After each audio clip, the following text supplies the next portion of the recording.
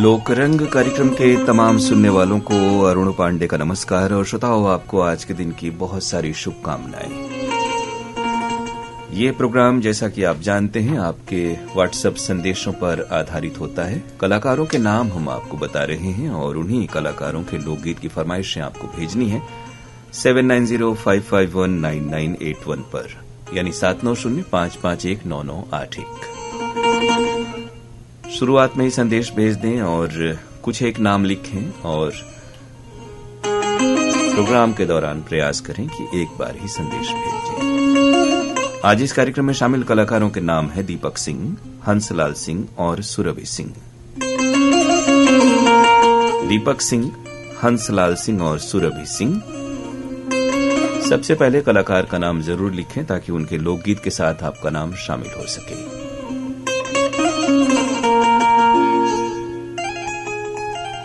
वक्त रहते यानी 1:45 बजे तक अपने संदेश भेज दें ताकि सभी संदेश जो प्रोग्राम में आए वो वक्त रहते शामिल हो सकें। दीपक सिंह, हंसलाल सिंह और सुरभि सिंह, आइए प्रोग्राम का आगाज कर रहे हैं यानी आरंभ कर रहे हैं इस बिरहा के साथ। इसे गाया है दीपक सिंह और साथियों ने। बहुत सारी फरमाइशें हमारे पास हैं, पहले ये लोकगीत सुनते हैं। बाकी कलाकार हैं हंसलाल सिंह और सुरभि सिंह। 7905519981 यानी 7905519981 ये प्रोग्राम का व्हाट्सएप नंबर है। ब्रह्म दूसरा जीवक ताना बाना हुए, अरे एक ब्रह्म दूसरा जीवक ताना बाना हुए, तू अक्षर का गाना हुए ना।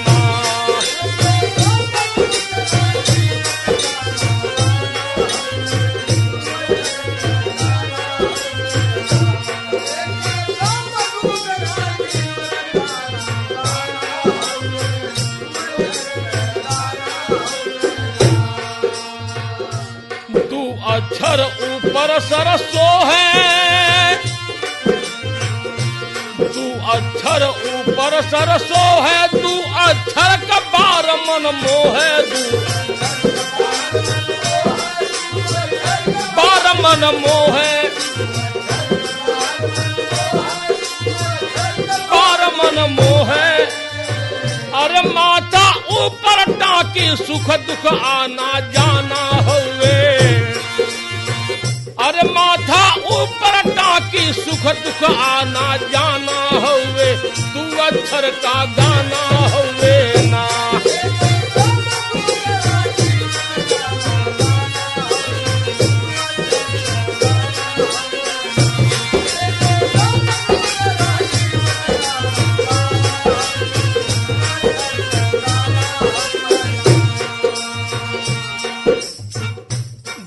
अक्षर के देखा आँख, तू अक्षर के देखा आँख, तू अक्षर का मोछ के साथ, तू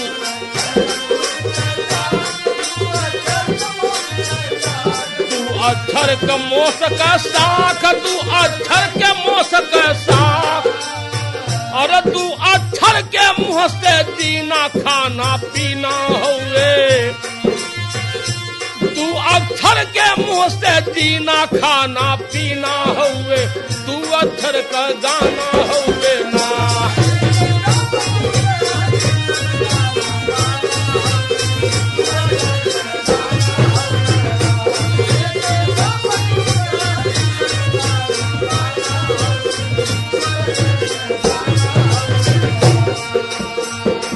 तू अक्षर का दाढ़ी थाती, तू अक्षर का सीना छाती,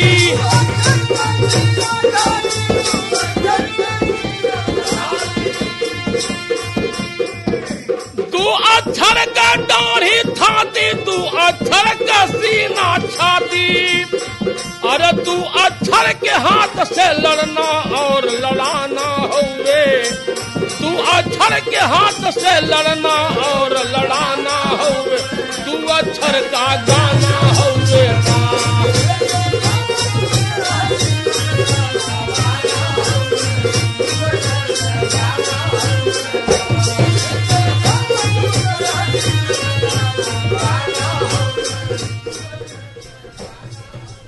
बिरहा आप सुन रहे थे दीपक सिंह और साथियों की आवाजों में। फरमाइशें आप सबकी आई हुई हैं व्हाट्सएप के जरिए। मुबारकपुर ऊंची तक आजमगढ़ के हमारे श्रोता हैं दिलशाद हुसैन, फातिमा सोगरा, वकार हैदर, कनीस सकीना और हसीना दिलशाद।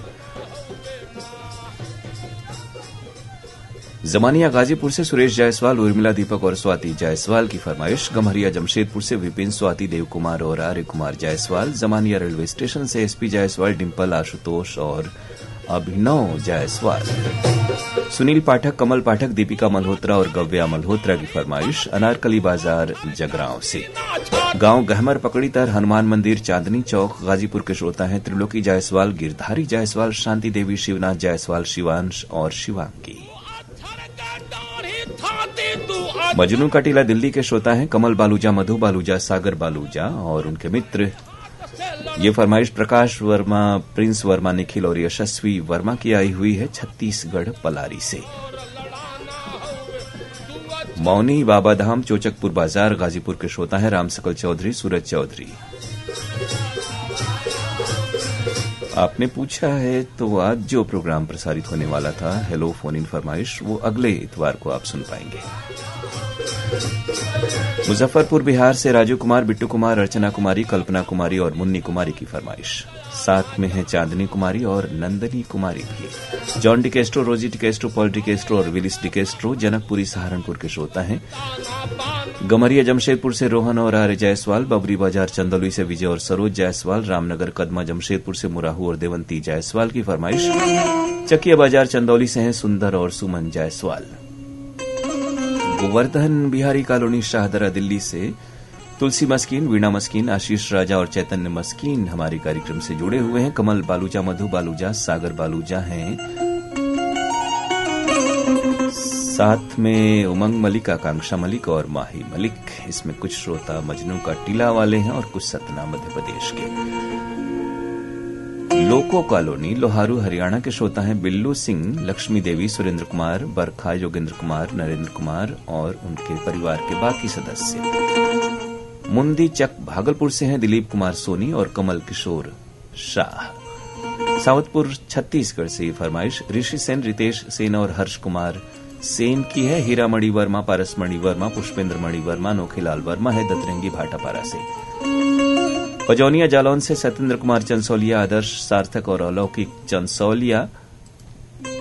मुकेश कासलेकर, राजेश सोनी और बाबा साहब बड़ौदे की फरमाइश तहसील वरुण अमरावती से आई हुई है। सिद्धार्थनगर दरियापुर बाभली के श्रोता हैं गजानन येले, नवदीप येले, विश्वदीप येले और अशोक येले। ग्राम पंचायत बठेनापाटन दुर्ग छत्तीसगढ़ से हमें सुन रहे हैं बलकरण वर्मा, अंजनी ज्योति वर्मा, रेखा पार्थ कश्यप और राजेंद्र माधो वर्मा।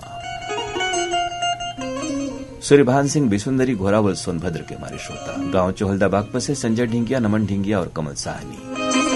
हरजिंदर छिंदा, जसवीर जस्सी, सीता और गीता की फरमाइश नथाना पंजाब से आई हुई है। संतोष कुमार राव, भारती राव बेला, बाई सिंह, विकास सिंह की फरमाइश उमरिया मध्य प्रदेश से। हमें सुन रहे हैं नवागढ़ कटई बेमेतरा छत्तीसगढ़ से नारायण प्रसाद वर्मा, चंद्रकांत, मयंक जीत और पुष्पांजलि वर्मा भी। सुदर्शन शाह, पल्लवी शाह, प्रखर शाह, कुशल शाह, नीति शाह और सुरभि शाह हैं पद्मा टॉकीज, नेपानगर मध्य प्रदेश से।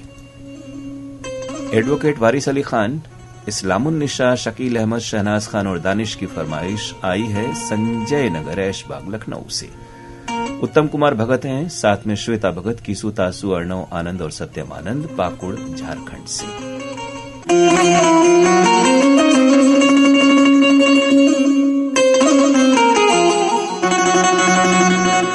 स्वागत है श्रोताओं आपके ही व्हाट्सएप संदेशों पर आधारित इस कार्यक्रम में। आपका लोक रंग है ये प्रोग्राम और 7905519981 हमारे व्हाट्सएप जितने भी प्रोग्राम हैं उनका ये नंबर होता है और व्हाट्सएप पर तमाम जो प्रोग्राम आधारित होते हैं वो सभी सजीव होते हैं। अगला लोकगीत कलाकार हंसलाल सिंह, ये पूर्वी है, बहुत सारे श्रोताओं ने इसे सुनना चाहा है।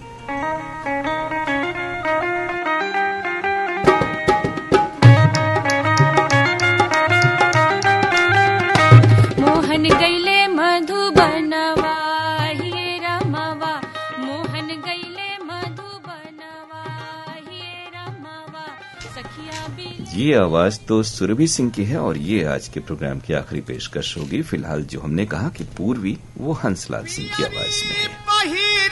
हम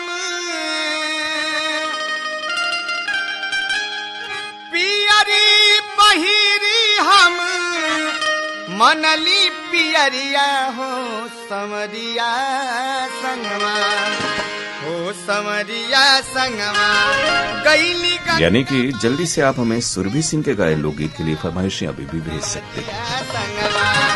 गईली गंगा माई के दुबरिया हो समरिया संगमा।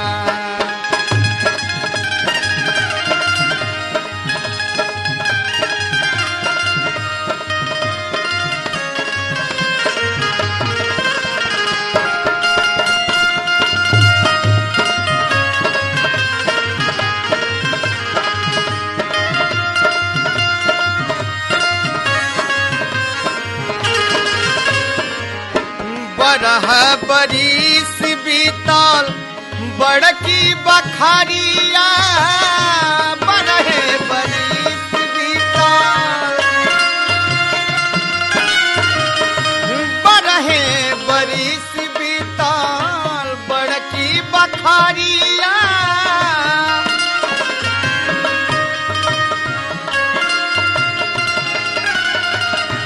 बरहे बरिस बीतल, बरहे बरिस बीतल बड़की बखरिया हो समरिया संगमा, हो समरिया संगमा सबही बासु खावा बखरिया हो समरिया संगमा, सबही बासु खावा समरिया हो समरिया संगमा।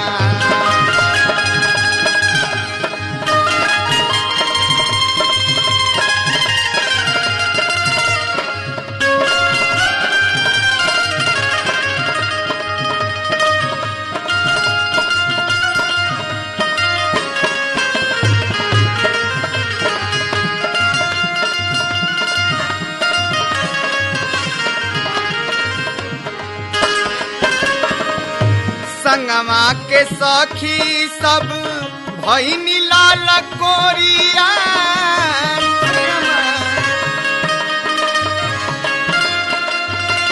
हाँ संगमा के सखी सब भईनी लाल कोरिया। संगमा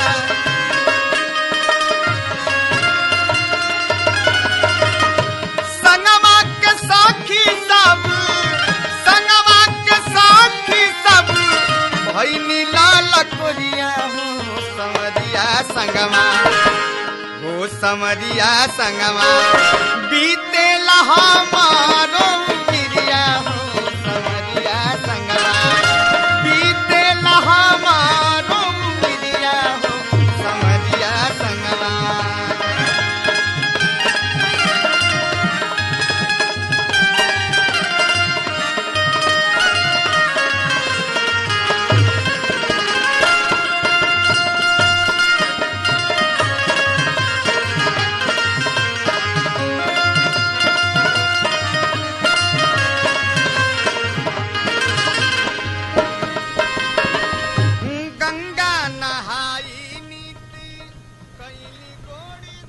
इस लोकगीत के लिए फरमाइशें बहुत सारे श्रोताओं की हैं। सभी को ये बता दें कि एक बार जब आप संदेश हमें भेज देते हैं तो बार बार फिर न भेजें, वरना आपका संदेश पीछे होता चला जाता है। और ये अक्सर प्रोग्राम में ये बात हम बताते रहते हैं आपको।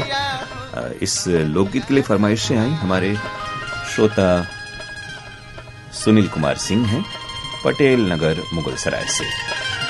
सेक्टर 5 कुड़ी हाउसिंग बोर्ड जोधपुर राजस्थान से रमेश चंद्र चौहान, मोहिनी चौहान, कल्पित चौहान और बेबी करवी। आपको ही ये बात हमने कही कि आपने 4-5 बार सेम मैसेज भेजा हुआ है 1:35 से 48 मिनट के बीच में, तो एक बार ही भेजा करें। उम्मीद है आप प्रोग्राम सुन रहे होंगे और इस बात पर अमल भी करेंगे। संगमा के सखी सब परवेज अहमद शुकुलपुरा वाराणसी से हमें सुन रहे हैं, शुक्रिया।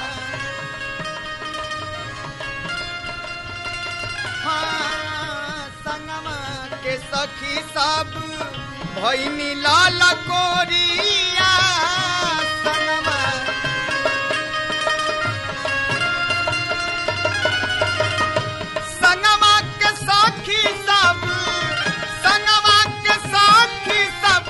आशीष कुमार महरे जौनपुर के हमारे श्रोता हैं। ये फरमाइश है देवशंकर तामुरिया, अजय देवता मुरिया और मास्टर अल कबीर की। डोंडी लोहारा बालोद छत्तीसगढ़ से आई। परशुराम जयंती की हार्दिक शुभकामनाएं कार्यक्रम में भेजी हैं सुनील पाठक ने अनारकली बाजार जगरांव पंजाब से। आप सबको भी बहुत सारी शुभकामनाएं।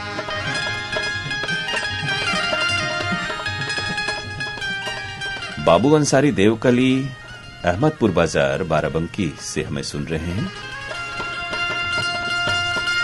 कुलदीप गुप्ता उढ़ौली बाराबंकी से बहुत शुक्रिया आपका। एक बार ही नाम भेज दिया करें और एक साथ 3-4 नाम भेज दें, क्योंकि बहुत सारे संदेश आपके दिख रहे हैं जिसमें अलग अलग नाम हैं। रमेश गिरी, इंदू गिरी, गोपाल गिरी, विकास गिरी, सोनल गिरी, विशाल गिरी हैं बबुरा गाजीपुर के हमारे श्रोता। धर्मेंद्र छिपा और कपिल छिपा की फरमाइश भोपालगढ़ राजस्थान से आई है।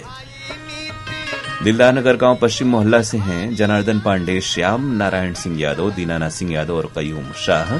अड़ार नांदघाट छत्तीसगढ़ से माखन वर्मा, चांदनी राहुल, गोपी भूपेश और दीपेश वर्मा।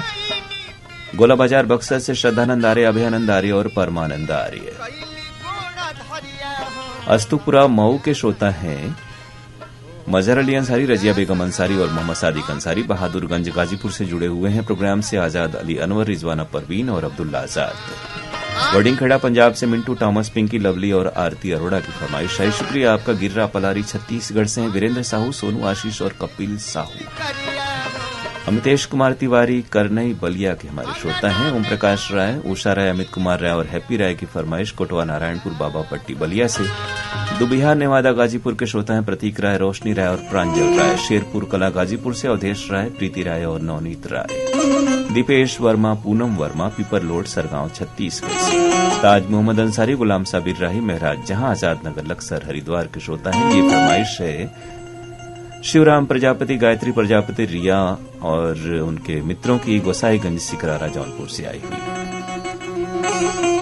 डोंगरगांव छत्तीसगढ़ के श्रोता हैं राष्ट्रपाल गजभिये, राधिका अनिष्का और तन्मय गजभिये।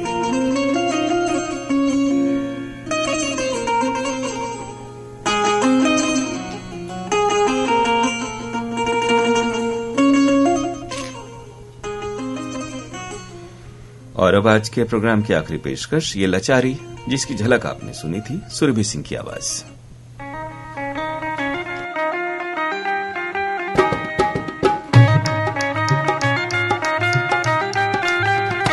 मोहन गैले मधुबनवा हिये रमवा, मोहन गैले मधुबनवा हिये रमवा, सखिया बिल खे बरसनवा हिये रमवा, सखिया बिल खे बरसनवा हिये रमवा।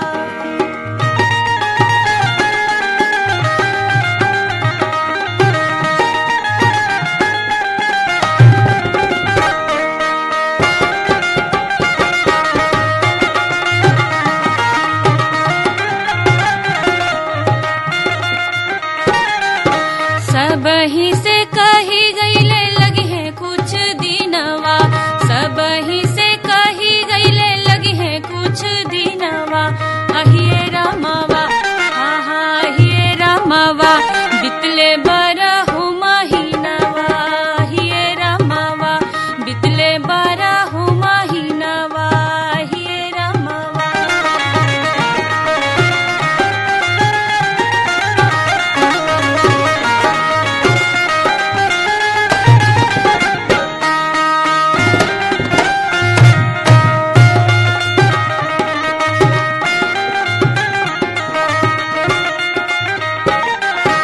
अपने नाइले लिखी पतियों ना भेजले, अपने नाइले लिखी पतियों ना भेजले, अहिए रमवा, आहा अहिए रमवा, जाके हो गईले सपनवा, अहिए रमवा, जाके हो गईले सपनवा, अहिए रमवा।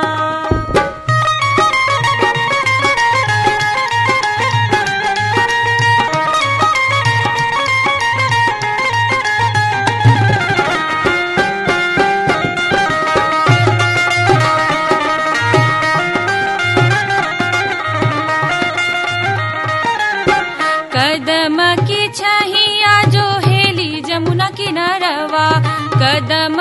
छैया जो हेली जमुना किनारवा अहिए रामवा हाँ हाँ अहिए रामवा कल पे अलहरे परनवा अहिए रामवा कल पे अलहरे परनवा अहिए रामवा।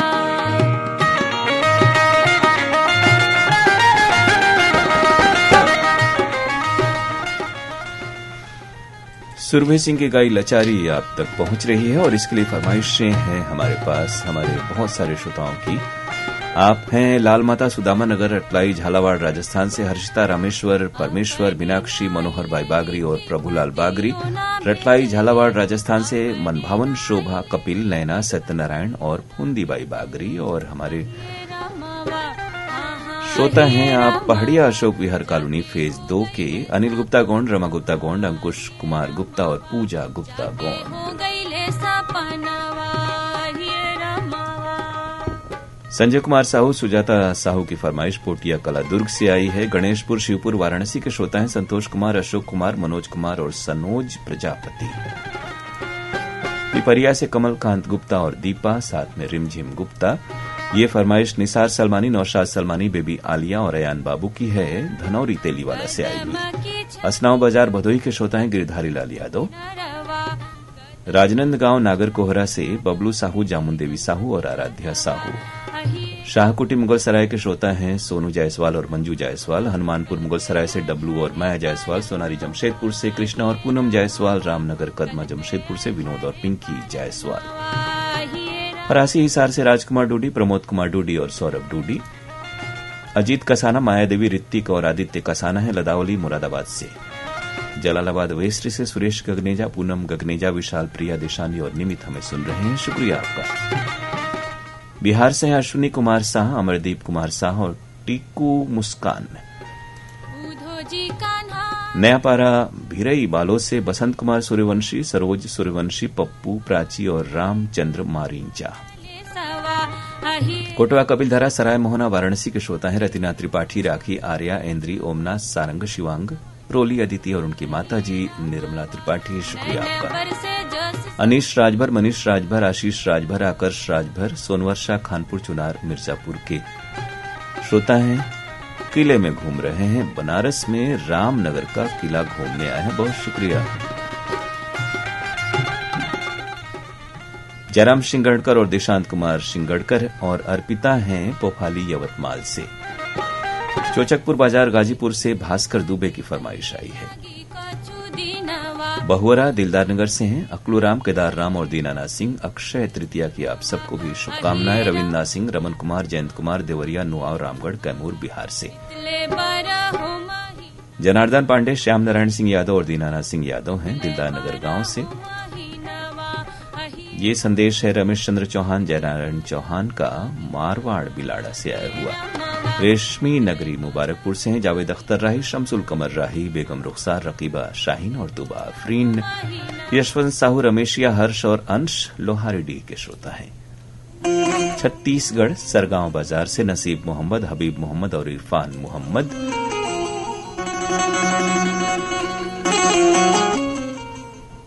पुरानी भिलाई 3 चरोदा छत्तीसगढ़ से डॉक्टर नौशाद अहमद सिद्दीकी बेगम हमीदुन सिद्दीकी जीशान अहमद और उनके परिवार के बाकी सदस्य। मोहम्मद इशाक खतीजा बेगम अशफाक आफरीन कौसर मोहम्मद अल्ताफ और नीलोफर फातिमा की फरमाइश छत्तीसगढ़ चूड़ी लाइन मुंगेली से। जलालाबाद वेस्ट से सुरेश गगनेजा पूनम गगनेजा विशाल प्रिया दिशानी और निमित।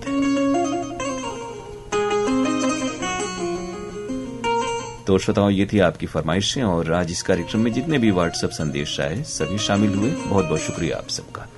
और अब आज का ये लोकरंग प्रोग्राम समाप्त करने के अपने दोस्त अरुण पांडे को इजाजत दीजिए और शाम 7:31 पर जरूर सुनिए पत्र के लिए धन्यवाद कार्यक्रम। अब नमस्कार आपको और एक बार फिर से बहुत सारी शुभकामनाएं।